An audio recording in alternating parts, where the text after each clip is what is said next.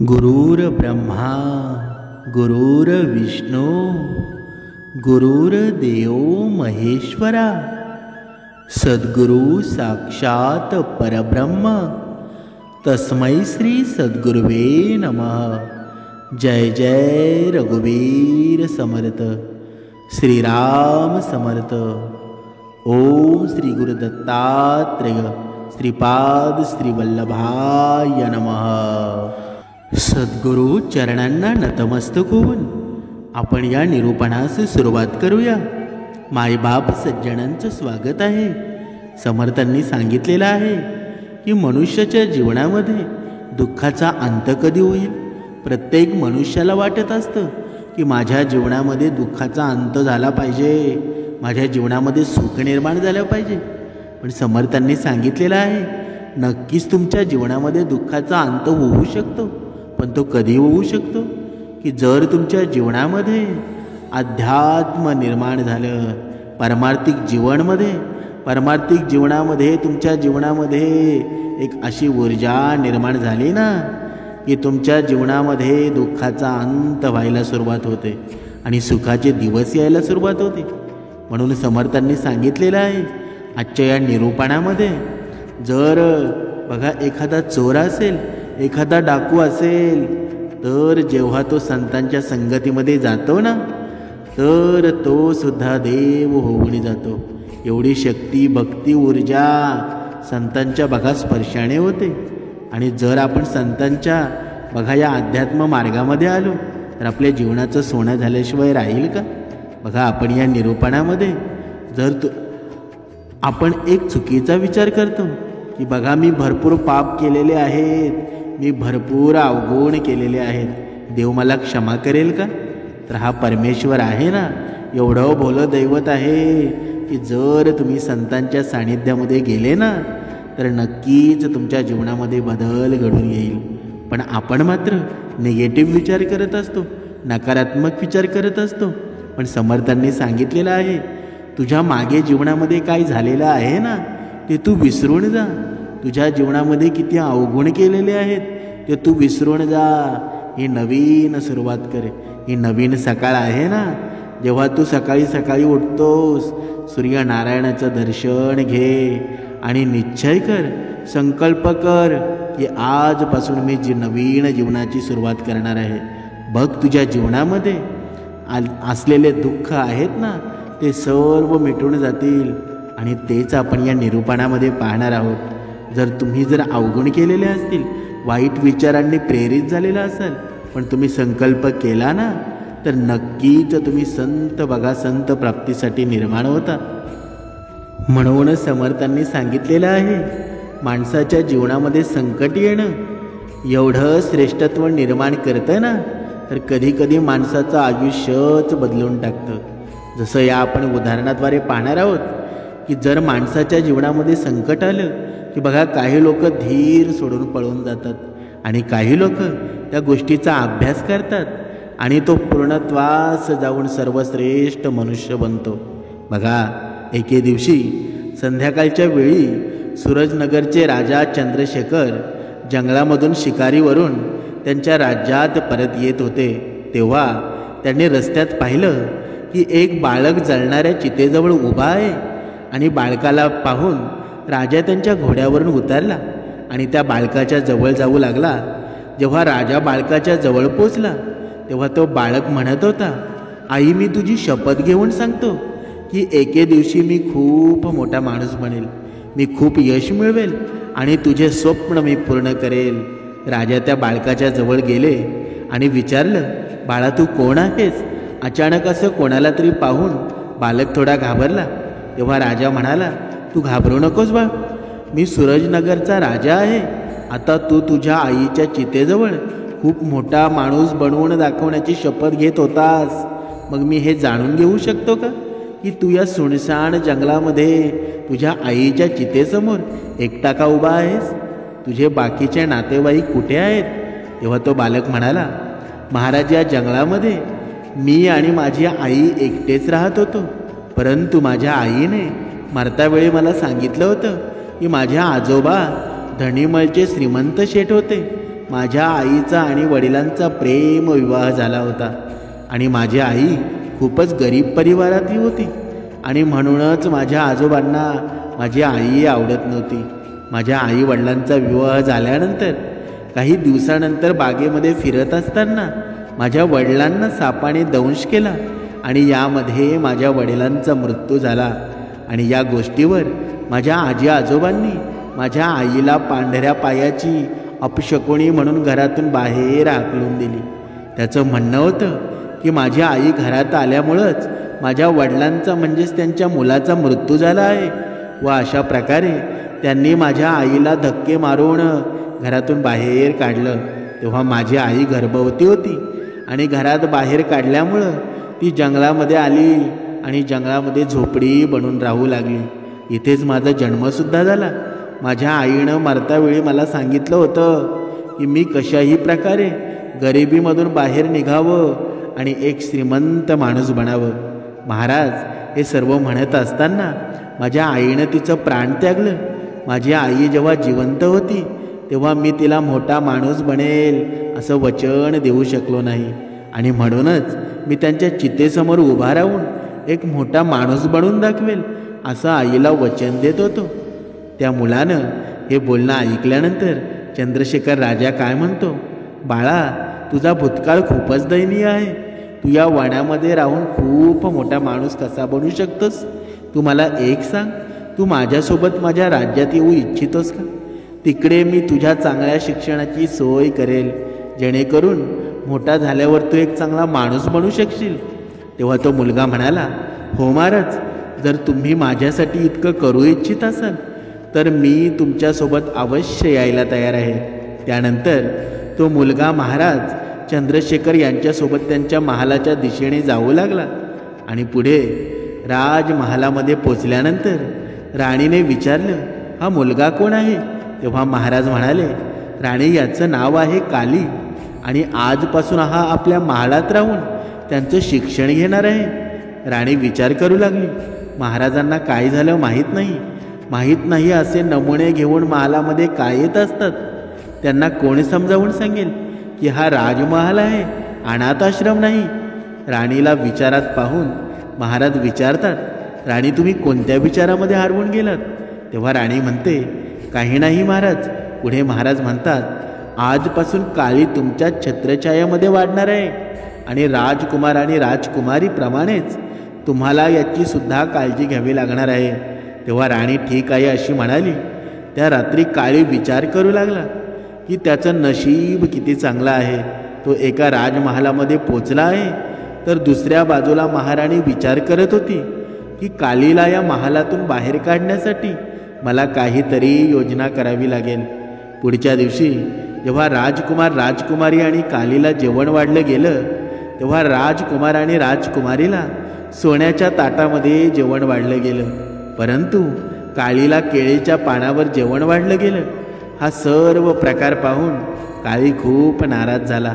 तो म्हणू लागला, मी पानावर जेवणार नाही. आणि राणीनं विचारलं, तू केळीच्या पानावर का जेवणार नाहीस? केळीच्या पानावर जेवणात काय अडचण आहे का? तेव्हा काळी म्हणू लागला, मला केळीच्या पानावर जेवणात काही अडचण नाही, परंतु मला इथे असलेला भेदभाव आवडला नाही. बाकीच्या लोकांना सोन्याच्या थाळीमध्ये जेवण वाढलं, परंतु मला केळ्याच्या पानावर जेवण का वाढलं बरं? तेव्हा राणी म्हणाली, तुला जर राजमहालात राहायचं असेल तर जसं वाढलं जाईल तसं तुला जेवावं लागेल, अन्यथा तुला जेवण दिलं जाणार नाही. तेव्हा काळी म्हणाला, मी तेव्हापर्यंत उपाशीच राहील जेव्हापर्यंत मला सोन्याच्या थाळीमध्ये अन्न वाढलं जाणार नाही. या गोष्टीवर नाराज होऊन काली ते महल सोडून निघून जातो आणि त्या जंगलामध्ये तो पुन्हा गेला आणि तिथून तो परत आलाच नाही. जेव्हा महाराज महलामध्ये आले आणि जेव्हा त्यांना पूर्ण घटना समजली तेव्हा त्यांनी राणीला विचारलं, काळीला सोन्याच्या थाळीमध्ये भोजन का वाढलं गेलं आहे? तेव्हा राणी म्हणाली, मी काळीची परीक्षा घेत होते, ज्यावरून मला हे समजलं की तो खूपच घमंडी आहे, खूप चतुर प्रकारचा माणूस आहे. यापेक्षा त्याच्यामध्ये कोणत्याही प्रकारचा गुण नाही. तो त्याच्या आयुष्यामध्ये काहीच बनू शकणार नाही. तेव्हा महाराज म्हणाले, राणी मी हे समजू शकतो की केळीच्या पानावर जेवण वाढून तुम्ही काळीची परीक्षा घेत होतात, परंतु तुम्ही हे योग्य केलं नाही. काळी अजून बाळक आहे, त्याला अपमानित वाटला असेल आणि याच रागामुळे तो महल सोडून गेला असेल. तेव्हा राणी म्हणाली, महाराज तो हे महल सोडून जाणार नाही. महलाचे हे सुख आणि वैभव सोडून तो कुठेच जाणार नाही. राजा लगेचच महालामध्ये काळीला शोधण्यासाठी जातो, परंतु महालामध्ये काळी राजाला कुठेच सापडला नाही.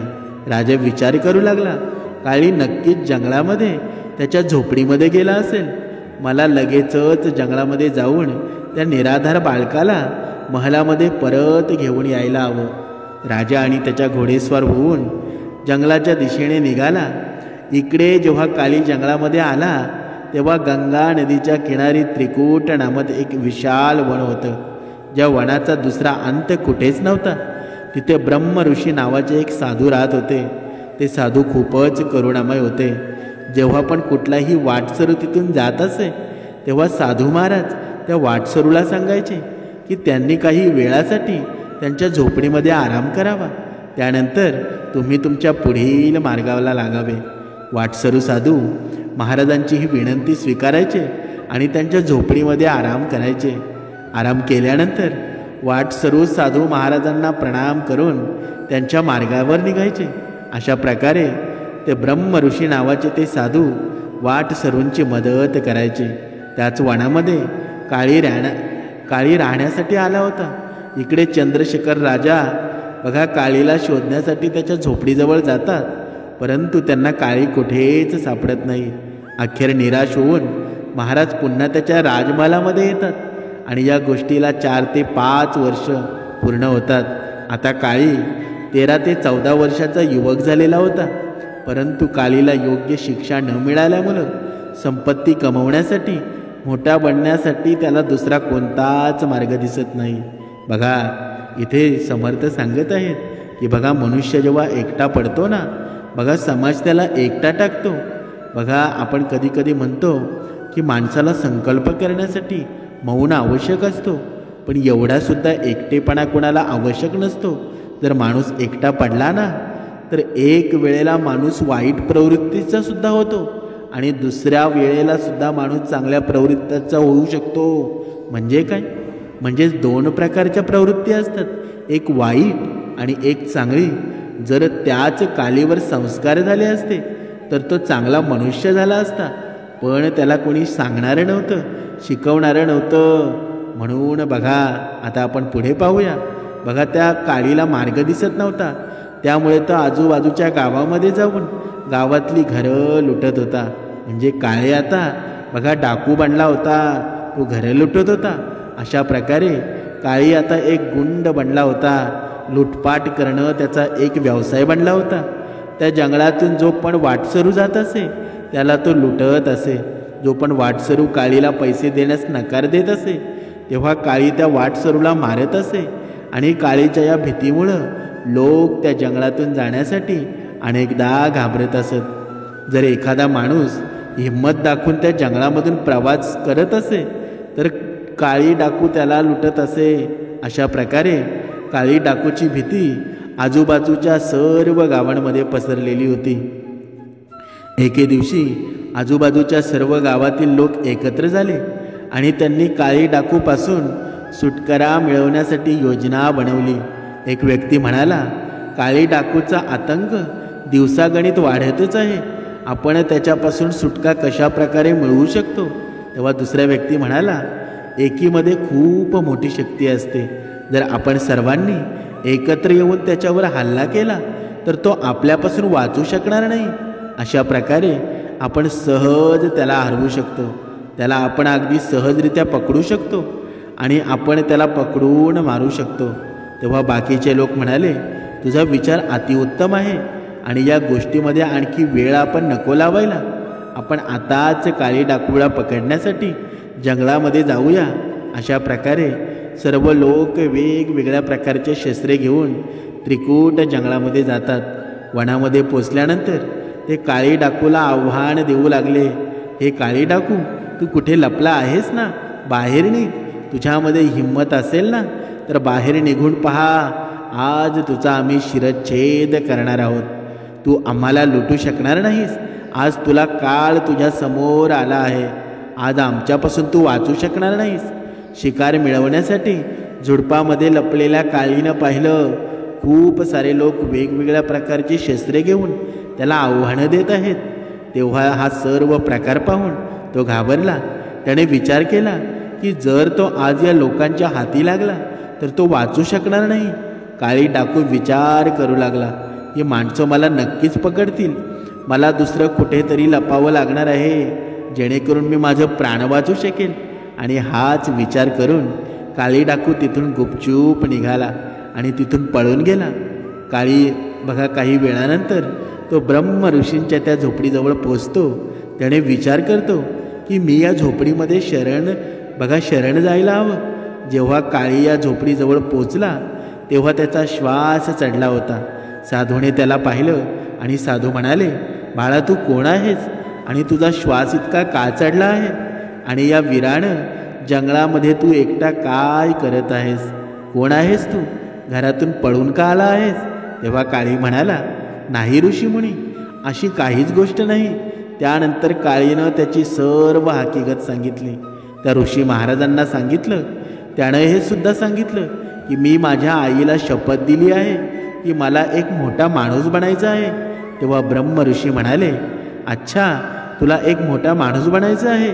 तेव्हा काळी म्हणाला, हो मुनिवर, परंतु मला हे कळत नाही की मी मोठा माणूस कसा बनेल. तेव्हा ऋषी म्हणाले, इथे राहून तू मोठा माणूस कसा बनू शकशील? मोठा माणूस बनण्यासाठी बुद्धीची आवश्यकता असते आणि बुद्धी विद्या ग्रहण केल्यामुळे येत नसते. बघा, तेव्हा काळी म्हणाला, परंतु महाराज, मी विद्या कशी ग्रहण करू शकतो? माझ्यामुळे तर शिक्षा मिळण्यासाठी कोणतंही धन नाही. मला कोण शिक्षा देईल? तेव्हा ऋषी म्हणाले, बाळा तुला जर खऱ्या मनाने शिक्षा ग्रहण करायची असेल, तुझी इच्छा असेल, तर माझ्या आश्रमात राहून तू विद्या ग्रहण करू शकतोस. त्यानंतर काळीनं त्याच्या चढलेल्या श्वासांवर नियंत्रण मिळवला आणि म्हणाला, हे साधू महात्मा, काही लोक माझी हत्या करण्याच्या हेतूने या वनामध्ये माझा शोध घेत आहेत. त्यांच्यापासून माझी रक्षा करा. तेव्हा ते साधू म्हणाले, बाळा तू काळजी करू नकोस, तू माझ्या झोपडीमध्ये जाऊन थांब. काळीनं तसंच केलं. तो त्या साधू महाराजांच्या झोपडीमध्ये जाऊन लपून राहिला. इतक्यातच काळीला शोधत लोकांची गर्दी त्या झोपडीजवळ पोचली आणि येऊन साधू महाराजांना विचारू लागली, बाबा तुम्ही इथून एका व्यक्तीला जाताना पाहिलं का? तेव्हा साधू म्हणाले, तुम्ही कुठल्या व्यक्तीबद्दल बोलत आहात? ते लोक म्हणाले, आम्ही काळी डाकूबद्दल बोलत आहोत. हे महात्मा, त्या काळी डाकूने अनेक निरापराध आणि गरीब लोकांना लुटून खूप सतावलं आहे. लोकांना लुटून त्यांचं धन लुबाडत असतो आणि जर एखाद्याकडे काही धन नसेल तर त्याची तो हत्या करतो. आणि आज आम्ही त्या काळी डाकूला मारण्यासाठी आलो आहोत. तेव्हा तो साधू म्हणाला, तुम्ही काळी डाकूला मारणार आहात? तो तर आधीच या गंगेमध्ये बुडून मेला आहे. तेव्हा ते लोक म्हणाले, साधू महाराज तुम्ही हे काय म्हणत आहात? काळी डाकू मेला आहे? तेव्हा ते साधू महाराज म्हणाले, हो, काळी डाकू मेला आहे. माझ्या बोलण्यावर विश्वास ठेवा. इकडे काळी डाकू झोपडीमध्ये लपून खिडकीमधून हा सर्व प्रकार पाहत होता. तो विचार करत होता की आज साधू महाराजांच्या कृपेमुळं माझं प्राण वाचले आहेत. आजूबाजूच्या गावातील लोकसुद्धा बघा साधू महाराजांचा खूप आदर करायचे. त्यामुळं साधू महाराजांच्या बोलण्यावर विश्वास ठेवून ते सर्व लोक तिथून निघून जातात. जेव्हा सर्व लोक तिथून निघून जातात तेव्हा काळी झोपडीमधून बाहेर येतो आणि साधू महाराजांना विचारू लागतो, हे महाराज, तुम्ही माझ्याबद्दल या लोकांना खोटं का सांगितलं? तेव्हा ते साधू म्हणाले, मी त्यांना काय खोटं सांगितलं आहे? काळी तुझ्या आतमध्ये असलेला डाकू आता मेला आहे आणि म्हणूनच तू माझी मदत मागण्यासाठी आला होतास. तेव्हा काळी म्हणाला, साधू बाबा, तुमचं म्हणणं अगदी योग्य आहे. साधू पुढे म्हणाला, निराधार लोकांना लुबाडून तू तुझा लोक आणि परलोक बिघडवत आहेस. इतकं सर्व करूनसुद्धा तुझ्या मनाला शांतता प्राप्त होत आहे का? बघा, इथे समर्थ सांगत आहेत की मनुष्य कितीही वाईट असला ना तरीही त्याने स्वतःला वाईट समजू नये. पण त्याने एक निश्चय केला ना, संकल्प केला की माझं झालं गेलं ते विसरून जावं आणि नवीन निश्चय संकल्प करावा. म्हणून माणसाला संतांची संगती होणं खूप गरजेचं आहे. ज्याप्रमाणे बघा हा काळी डाकू आहे, तो गुंडगिरी करत होता, पण संतांची संगती त्याला लाभली, तर बघा लगेच तो सत्कर्मासाठी लागला. आता पुढे पाहूया. बघा तुला या शांतता प्राप्त होत आहे का? बघा त्या साधूने विचारलं, तू निर्भय होऊन या लोकांप्रमाणे तुझं जीवन जगू शकतोस का? प्रत्येक वेळी तुला फक्त हीच भीती असते की तुला कोणी मारणार तर नाही ना? मला सांगा, हे सर्व सत्य आहे ना? तेव्हा काळी म्हणाला, हो महाराज, तुम्ही जे काही म्हणत आहात ना ते अगदीच सत्य आहे. त्यानंतर काही विचार करून काळी साधू महाराजांना म्हणाला, हे महाराज, तुमच्या बोलण्यानं माझे डोळे उघडलेले आहेत. मला सुद्धा अन्य लोकांप्रमाणे निडर होऊन जगायचं आहे. तुम्ही असा कोणता तरी उपाय सांगा ज्यामुळं बाकीच्या लोकांप्रमाणे मला सुद्धा आदर सन्मानाने जगता येईल. मी तुम्हाला वचन देतो की तुम्ही मला जो पण कार्य करण्यासाठी सांगाल ते कार्य मी माझ्या पूर्ण मेहनतीने करेन. तेव्हा साधू म्हणाले, असं आहे, मग तू माझ्या सोबत ये. त्यानंतर ते साधू महाराज एका पर्वताच्या दिशेने निघाले आणि काळी त्यांच्या मागे मागे होता. पर्वताच्या पायथ्याशी पोचल्यावर साधू महाराज म्हणाले, काळी, हे 2 दगड तुझ्या डोक्यावर घे आणि माझ्यासोबत पर्वतावर चल. साधू महाराजांचं हे बोलणं ऐकल्यानंतर काळीनं तसंच केलं. त्याने 2 दगड उचलले आणि डोक्यावर घेऊन तो साधू महाराजांच्या मागे मागे जाऊ लागला. काही पावलं चालल्यानंतर काळी थकला आणि तेव्हा साधू महाराजांनी विचारलं, काय झालं काळी? बघा महाराज, हे दगड खूप वजन आहेत. तेव्हा साधू म्हणाले, ठीक आहे, मग यातील एक दगड टाकून दे. काळीनं लगेचच एक दगड खाली टाकून दिला आणि पुन्हा तो साधू महाराजांच्या सोबत चालू लागला. काही अंतर चालल्यानंतर काळी म्हणाला, साधू महाराज, हा एक दगडसुद्धा खूप वजन आहे. आता मी पुढे चढू शकत नाही. तेव्हा साधू महाराज म्हणाले, ठीक आहे, दगडसुद्धा तू खाली टाकून दे आणि माझ्यासोबत चल. काळीनं दुसरा दगडसुद्धा खाली टाकून दिला आणि साधू महाराजांच्या सोबत पर्वतावर चढू लागला. अशा प्रकारे सहजरित्या काळी पर्वताच्या शिखरावर पोचला. तिथे पोचल्यानंतर काळी म्हणाला, हे महात्मा, तुम्ही मला इथे का घेऊन आला आहात? साधू म्हणाले, तुला एक शिक्षा देण्यासाठी. आतापर्यंत तुझ्या डोक्यावर लुटमार, हत्या या रूपानं 2 वजन दगड होते, जे दगड तुला जनप्रिय रूपी पर्वतावर चढवू देत नव्हते. आणि म्हणूनच तू एक काम कर, आजपासून तू लुटमार आणि हत्या करणं बंद कर. ज्या लोकांचे तू धन आत्तापर्यंत लुटले आहेस ते धन त्यांना परत कर. तेव्हा तू सुद्धा सर्व लोकांचा प्रिय बनशील. ज्या व्यक्तींची तू हत्या केली आहेस ना, त्यांच्या घरामध्ये अप्रत्यक्ष रूपाने धनाची मदत कर. असं केल्यामुळंच तू लोकांमध्ये प्रिय बनशील. तेव्हा काळी म्हणाला, ठीक आहे साधू बाबा, मी असंच करेन. परंतु हे साधू बाबा, मला हे माहीत नाही की मी ज्या लोकांकडून धन चोरलं आहे ते लोक कोण आहेत आणि ते कुठे राहतात. तेव्हा साधू बाबा म्हणतात, मग तू असं कर, तुझे धन काही चोरलं आहेस ना, ते गरिबांमध्ये आणि भिकाऱ्यांमध्ये वाटून टाक. तेव्हा काळी म्हणाला, ठीक आहे साधू बाबा, मी असंच करेन. त्यानंतर काळी वेषांतर करून नगरामध्ये गेला आणि सोबत आणलेलं सर्व धन त्यानं गरिबांमध्ये आणि भिकाऱ्यांमध्ये वाटून टाकलं. धन वाटल्यानंतर काळी पुन्हा वनामध्ये साधू महाराजांजवळ येतो. साधू महाराजांजवळ येऊन तो म्हणाला, साधू बाबा, मला तुम्ही तुमच्या शरणामध्ये घ्या.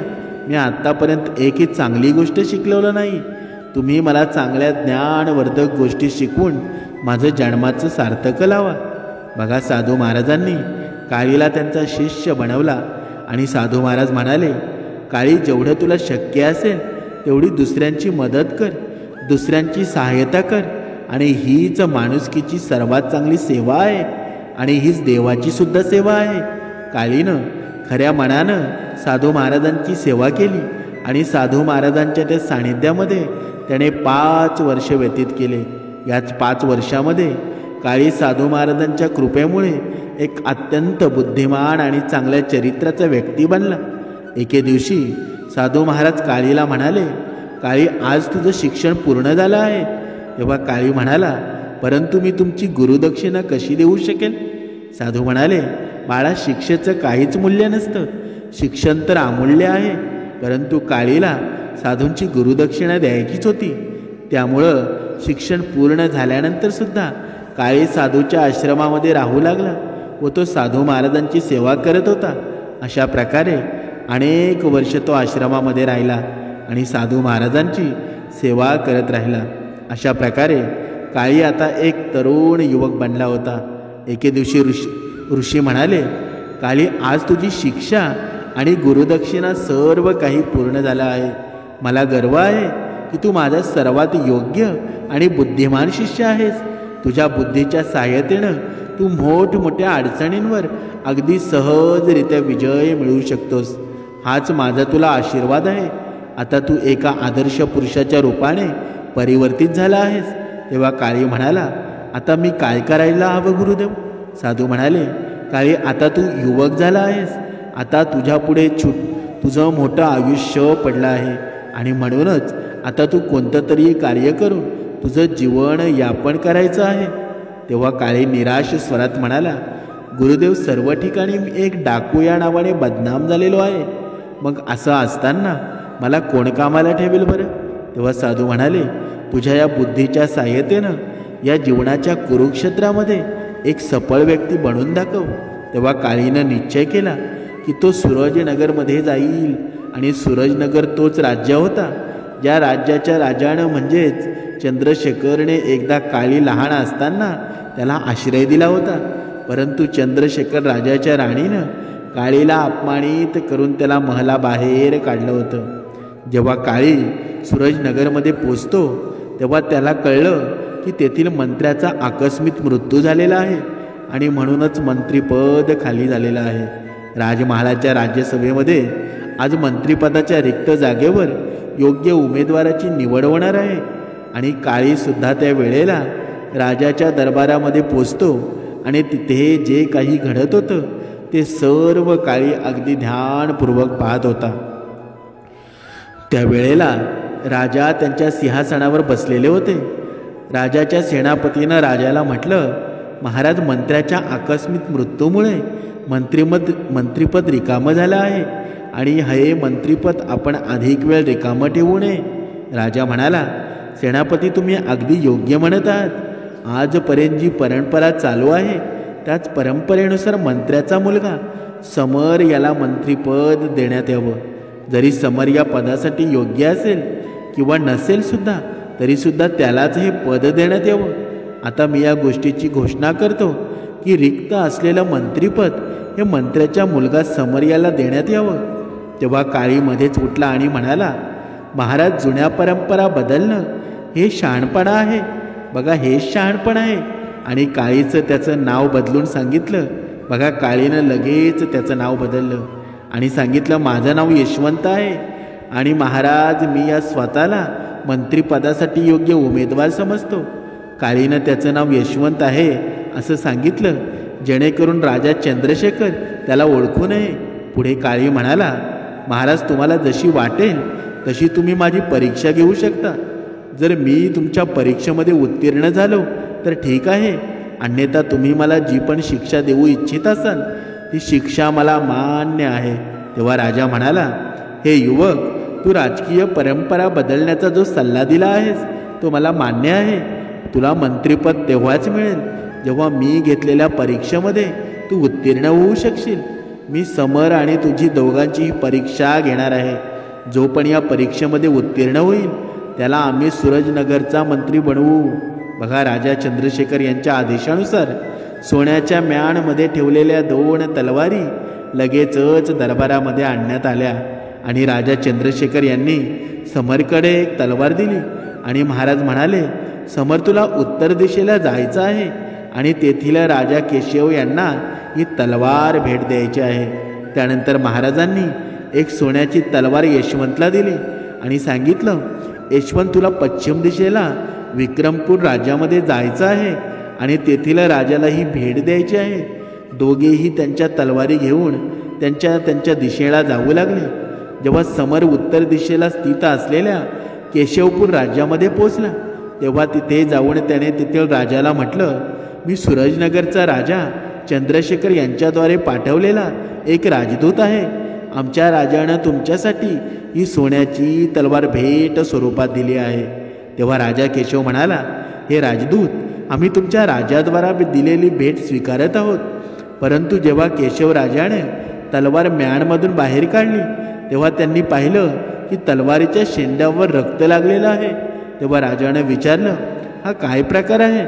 तलवारीच्या शेंड्यावर रक्त का लागलेलं आहे? राजदूत, या गोष्टीचा काय अर्थ आहे?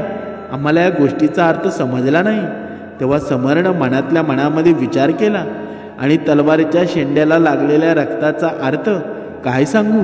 बघा, मला या गोष्टीचा अर्थ माहीत नाही. परंतु तरी सुद्धा राजा केशव यांच्या प्रश्नाला उत्तर न देणं योग्य असणार नाही. आणि हाच विचार करून समर म्हणाला, तलवारीच्या शेंड्याला लागलेल्या रक्ताचा अर्थ हा आहे की तुम्ही आमच्या राजाद्वारा दिलेली भेट स्वीकारा, अन्यथा आमच्या राजाद्वारा दिलेली गेलेली रक्तानं माखलेली ही तलवार तुमच्या राज्यामध्ये रक्ताचा तांडव घालेल.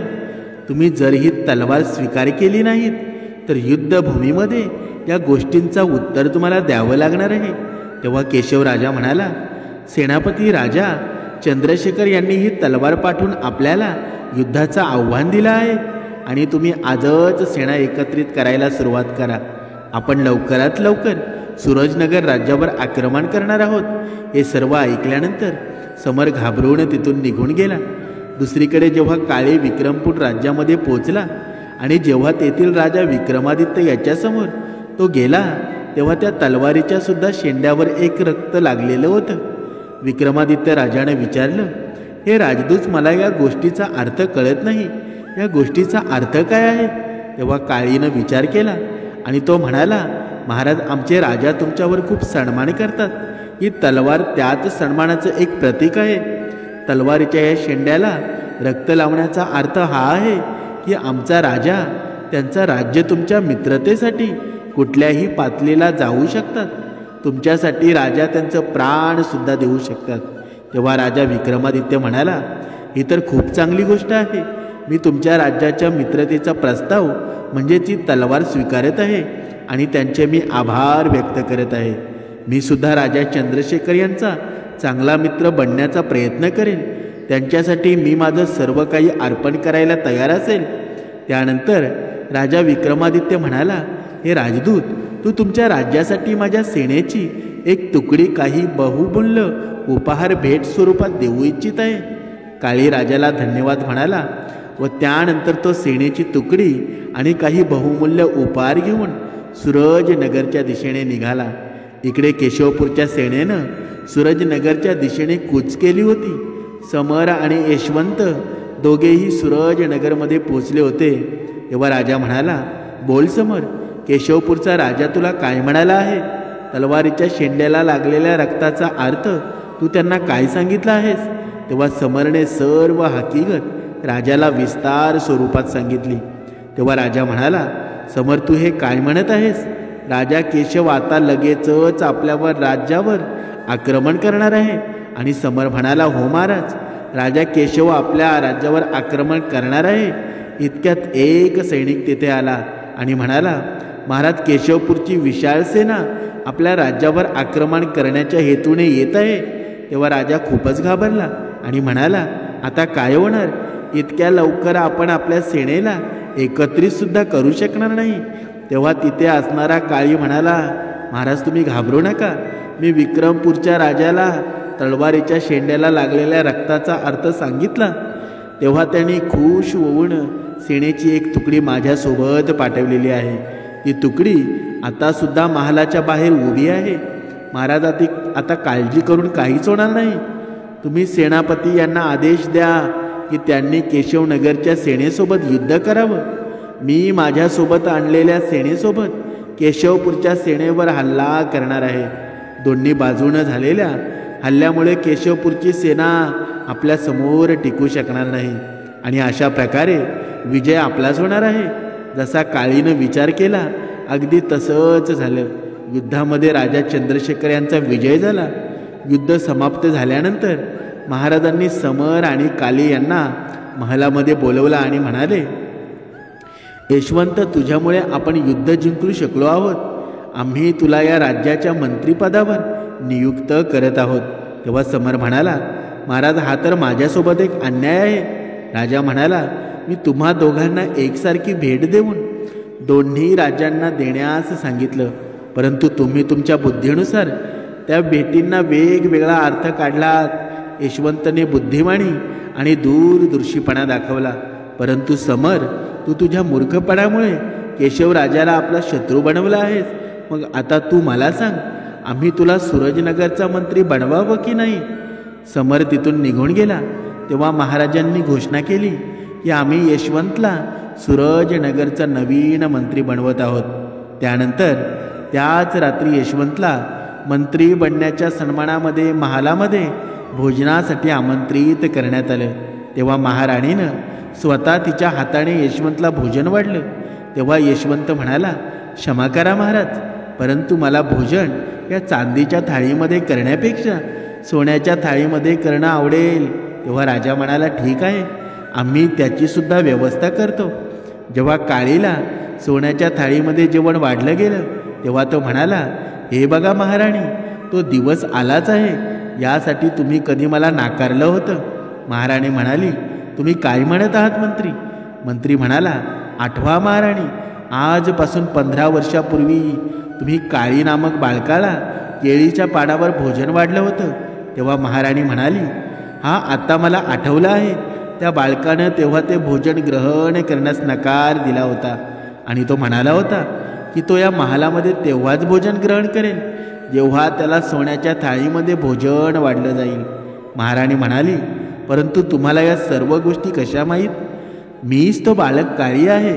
तेव्हा राजा चंद्रशेखर यांनी महाराणीला म्हटलं, बघा महाराणी, त्या बालकाला तुम्ही अहंकारी समजलं होतं, तो आज या राज्याचा मंत्री आहे.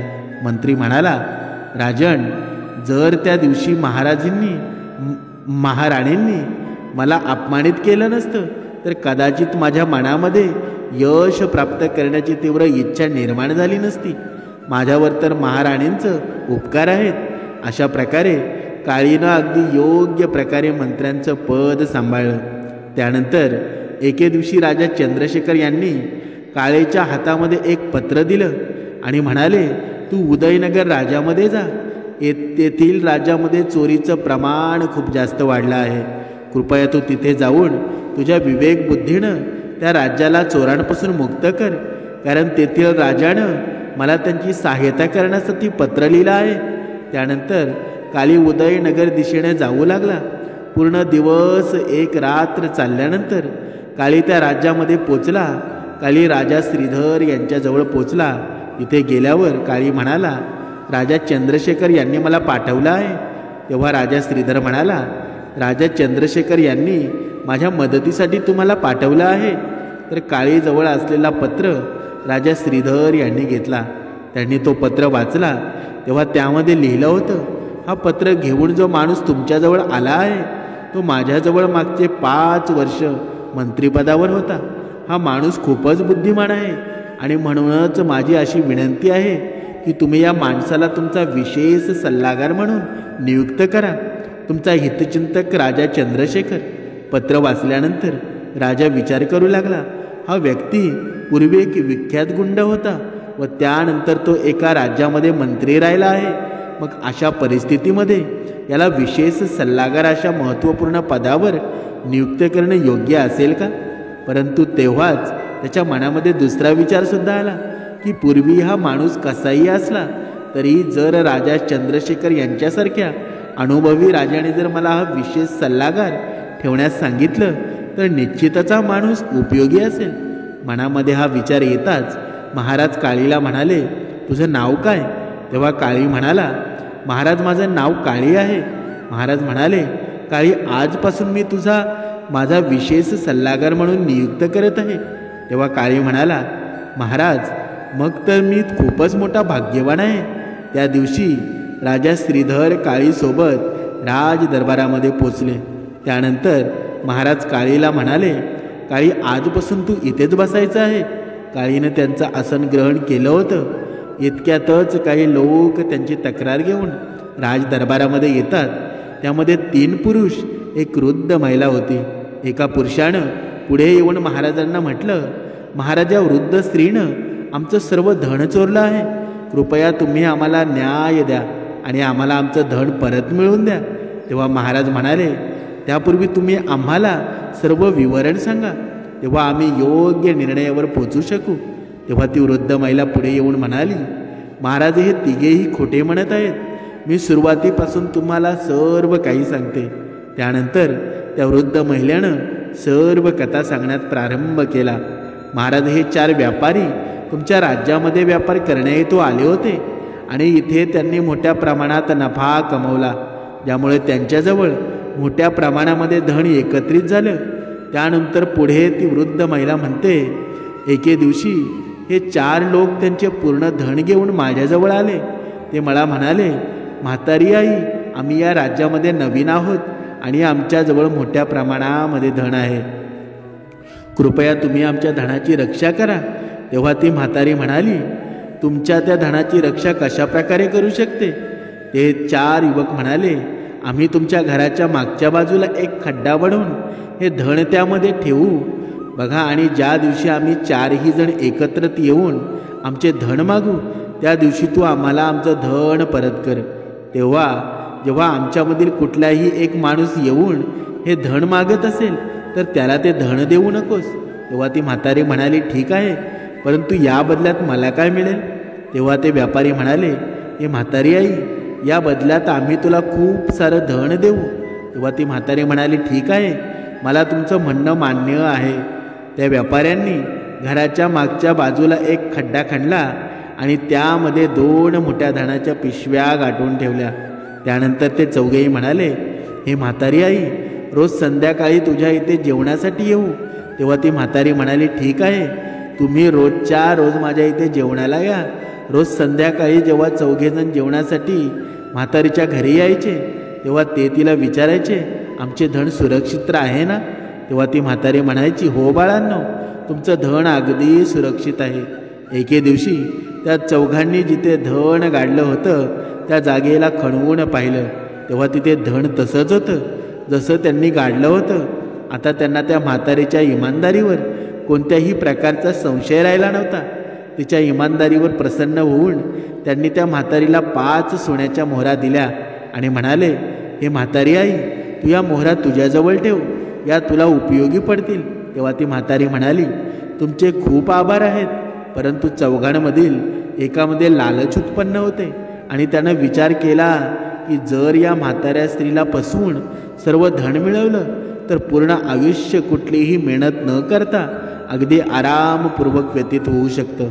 एके दिवशी संध्याकाळी जेव्हा ते 4ही व्यापारी जेवायला आल्यानंतर घराच्या बाहेर आराम करत होते तेव्हा त्यातील एक व्यापारी दुसऱ्याला म्हणाला, तू म्हाताऱ्या आईला जाऊन सांग की तू लवकर अन्न शिजव, आम्हाला खूप जोराची भूक लागली आहे. तेव्हा तो व्यक्ती म्हणाला, ठीक आहे, मी आताच जाऊन म्हाताऱ्या आईला सांगतो. तो व्यक्ती तोच होता ज्याच्या मनामध्ये सर्व धन चोरण्याचा विचार आला होता. तो विचार करू लागला, ही तर खूप चांगली संधी आहे. त्याचे सर्व साथीदार आता बाहेर आराम करत होते. तो घराच्या मागे असलेले धन एकटा मिळवू शकतो. घरामध्ये गेल्यानंतर तो म्हाताऱ्या आईला म्हणाला, हे म्हातारी आई, आम्हाला या वेळेला सर्व धनाची गरज आहे. माझ्या साथीदारांनी हे धन आणण्यासाठी मला पाठवलं आहे. तेव्हा ती म्हातारी आई म्हणाली, सर्व धनाची एकत्रित तुम्हाला काही गरज लागली आहे का? तेव्हा तो व्यक्ती म्हणाला, जर तुला माझ्या बोलण्यावर विश्वास बसत नसेल तर तू आता जाऊन माझ्या साथीदारांना विचार. तेव्हा ती म्हातारी घराच्या द्वारावर आली आणि बाहेर बसून आराम करणाऱ्या त्या व्यापाऱ्यांना म्हणाली, तुम्ही त्या व्यक्तीला जे म्हणाले आहात ते सत्य आहे का? तेव्हा ते तिघे म्हणाले, हो आई, आम्ही जे काही म्हणालो आहोत ते अगदी सत्य आहे, परंतु तुम्ही लवकर जा. आणि तेव्हा ती म्हातारी घराच्या आतमध्ये आली आणि म्हणाली, तुझे साथीदार तुझ्या बोलण्याचं समर्थन करत आहेत आणि म्हणूनच तू खड्डा खणून तुमचं धन घेऊन जाऊ शकता. तेव्हा तो व्यक्ती मनातल्या मनात विचार करू लागला की माझी चाळ अगदी योग्य पडली आहे. तो व्यक्ती लगेचच खड्डा खणू लागला आणि खूपच वेगाने त्याने सर्व खड्डा खणला आणि धनाच्या त्या 2 मोठ्या पिशव्या बाहेर काढल्या. त्यानंतर तो त्या म्हाताऱ्या आईला म्हणाला, हे आई, मी खूप थकलो आहे, कृपया माझ्यासाठी तांब्या भरून पाणी घेऊन या, मला खूप जोराची तहान लागली आहे. लगेचच ती म्हातारी पाणी आणण्यासाठी घरामध्ये जाते. त्यानंतर क्षणाचाही विलंब न करता त्या व्यक्तीने घराच्या मागे जो घोडा होता त्याच्यावर धनाच्या 2 पिशव्या लादल्या आणि लगेचच तिथून फरार होतो. दुसरीकडे ते 3 व्यापारी जे बाहेर बसून आराम करत होते ते विचार करू लागले की आपला साथीदार अजून परत येत का नाही. त्यांनी विचार केला, चला आतापर्यंत जेवणसुद्धा शिजलं असेल, आपण आतमध्ये जाऊन अन्नग्रहण करूया. त्यानंतर ते तिघेही घरामध्ये जातात आणि जाऊन म्हाताऱ्या आईला म्हणाले, हे आई, जेवण तयार झालं आहे का? आम्ही तर खूपच आधीच आमच्या मित्राला जेवण बनवण्यासाठी तुम्हाला सांगण्यात सांगितलं होतं. ती म्हातारी आई म्हणाली, परंतु तुमचा साथीदार मला असं काही म्हणाला नाही, तो तर तुमचा सर्व धन घेऊन तुमच्या जवळ गेला आहे. जेव्हा तिघेजण हे सर्व ऐकतात तेव्हा त्यांना मोठा धक्काच बसतो. ते म्हणतात, परंतु तुम्ही त्या एकट्याला सर्व धन का दिलं? तेव्हा म्हातारी आई म्हणाली, मी तुम्हाला ही गोष्ट विचारण्यासाठी आले होते, तेव्हा तुम्ही म्हणालात ही कृपया घाई करा. तेव्हा ते व्यापारी म्हणाले, परंतु आम्ही तर अन्न लवकर बनवण्यासाठी सांगितलं होतं. म्हाताऱ्या आईनं तिची कथा पूर्ण करत म्हणाली, महाराज, हीच आहे पूर्ण हकीकत. आता तुम्हीच सांगा, पूर्ण घटनेमध्ये माझी काय चूक आहे? तेव्हा तिघेही व्यापारी म्हणतात, ही म्हातारी खोटं बोलत आहे आणि म्हातारीला नक्कीच माहीत आहे की आमचा मित्र हे धन घेऊन कुठे गेला आहे. महाराज, तुम्ही आता आम्हा सर्वांवर दया करा आणि या म्हातारीकडून आमचं धन परत मिळवा. बघा, महाराज विचारू लागले, हा तर खूपच विचित्र भांडण आहे. मी याचं भांडण कशा प्रकारे शांत करू? या गोष्टीवर काळीच योग्य प्रकारे उत्तर देऊ शकतो. अशा प्रकारे काळीच्या बुद्धीची परीक्षा सुद्धा घेतली जाऊ शकते. हाच विचार करून महाराजांनी काळीला विचारलं, काळी, तू याचं भांडण संपवू शकतोस का? काळी म्हणाला, हो महाराज, जर तुमची आज्ञा असेल तर मी याचं भांडण शांत करू शकतो. त्यानंतर महाराज ठीक आहे असे म्हणाले. काळी म्हातारीला विचारू लागतो, हे म्हातारी आई, जेव्हा हे 4 जण तुझ्याजवळ त्यांचं सर्व धन ठेवण्यासाठी आले होते तेव्हा ते तुला काय म्हणाले होते? तेव्हा ती म्हातारी आई म्हणाली, हे मला म्हणाले होते, आम्ही आमचे सर्व धन तुझ्या घराच्या मागच्या बाजूला असलेल्या अंगणामध्ये गाडणार आहोत, परंतु जेव्हा आम्ही 4 जण एकत्र येऊ तेव्हाच ते धन तू आम्हाला दे. आमच्यामधील जर 1 जण व्यक्ती हे धन घेत असेल तर त्याला ते धन देऊ नकोस. तेव्हा काळी म्हणाला, भावांनो, म्हातारी आई जे काही म्हणाली आहे ते अगदी सत्य आहे का? तुम्हाला याबाबत काही म्हणायचं आहे का? तेव्हा ते व्यापारी म्हणाले, म्हातारी आई जे काही म्हणाली आहे ते अगदी सत्य आहे, या बाबतीत आम्हाला काहीच म्हणायचं नाही. या म्हाताऱ्या आईनं आम्हा तिघांना न विचारता आमच्या 4थ्या साथीदाराला सर्व धन दिलं आहे. काळी म्हणाला, तुम्ही असं म्हणाला होतात की जेव्हा तुम्ही 4 एकत्रित येऊन म्हातारी आईकडे धन मागाल तेव्हा ते गाडलेलं धन ते तुम्हाला द्यावं, अन्यथा तिने हे धन देऊ नये. तेव्हा ते व्यापारी म्हणाले, हो, हीच गोष्ट सत्य आहे. तेव्हा काळी म्हणाला, मग ठीक आहे, तुम्ही आतासुद्धा 4 एकत्रित या. त्यानंतर तुम्ही या म्हाताऱ्या आईजवळ तुमचे धन मागा. तेव्हाच ती म्हातारी आई तुम्हाला धन देईल, अन्यथा तुम्हाला ती धन देणार नाही. तुम्ही तुमच्या 4थ्या साथीदाराला सोबत घेऊन या व त्यानंतर म्हाताऱ्या आईजवळ तुमचे धन मागा. जर तेव्हाही म्हातारी आई तुमचं धन परत करणार नाही तेव्हाच ती दोषी असेल. तिघेही व्यापारी या गोष्टीवर विचार करू लागतात. ते विचार करू लागले की या व्यक्तीने खूपच चलाकीनं आम्हाला आमच्या शब्दांमध्ये अडकवलेलं आहे. तेव्हा म्हातारी आई म्हणाली, बाळा, तू अगदी योग्य निर्णय घेतला आहेस. जेव्हा व्यापारी मान खाली करून तिथून जाऊ लागले तेव्हा काळी म्हणाला, थांबा, मला तुम्हा तिघांवर संशय येत आहे. एखादा व्यक्ती मेहनतीने कमावलेले पैसे एक अनोळखी व्यक्तीच्या घरी का लपून ठेवेन? धन सुरक्षित ठेवण्याचा आणखी अनेक उपाय आहेत. मला सत्य सांगा, तुम्हाला हे धन कुठून मिळालं आहे? तेव्हा ते तिघे म्हणाले, महाराज, आम्ही व्यापार करून हे धन मिळवलं आहे आणि हेच सत्य आहे. तेव्हा काळी म्हणाला, ते मला काही माहीत नाही, तुम्ही सत्य सांगा अन्यथा मी सैन्यांना आदेश देऊन तुम्हाला मारून टाकेल, तुमची चामडी वेगळी करेल. तेव्हा ते तिघेही म्हणाले, नाही महाराज, आम्ही सत्य म्हणत आहोत. काळी म्हणाला, जल्लादाला ताबडतोब बोलण्यात यावं, तेच यांच्याकडून सत्य काय आहे ना ते माहीत करून घेऊ शकतील. तेव्हा तिघे म्हणाले, नको नको, नका बोलवू, आम्ही सत्य काय आहे ते सांगतो. तेव्हा सत्य हे आहे की आम्ही चौघे साथीदार चोर आहोत आणि आमचा चौथा साथीदार जे धन घेऊन फरार आहे ते धन सुद्धा आम्ही चोरी करूनच मिळवलेलं आहे. तेव्हा महाराज म्हणाले, अच्छा, तर तुम्ही चोर आहात? तेव्हा ते तिघे म्हणाले, हो महाराज.